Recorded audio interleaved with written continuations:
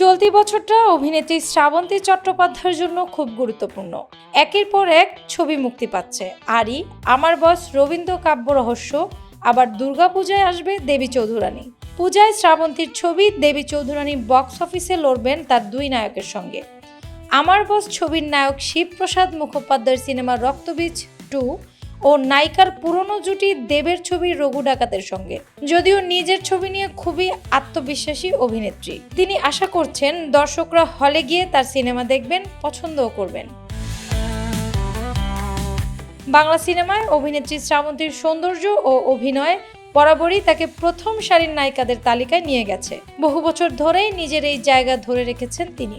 অভিনয় নিয়ে কোনো রাগঢাক রাখেন না। নায়িকার চরিত্র হোক বা আইটেম গান, সব জায়গাতেই চেষ্টা করেন সেরাটা দেওয়ার। ব্যক্তিগত জীবনে নানা চড়াই উতরাই দিয়ে গেলেও শ্রাবন্তী ও তার ছেলের মধ্যে সম্পর্ক খুব মধুর। ছেলে জিনুককে তিনি সবসময় নিজের সাপোর্ট সিস্টেম হিসেবেই দেখেছেন।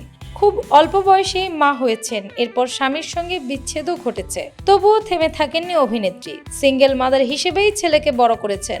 সবসময় ঝিনুকের পাশে থেকেছেন, তার ইচ্ছে স্বপ্ন পূরণের চেষ্টা করেছেন।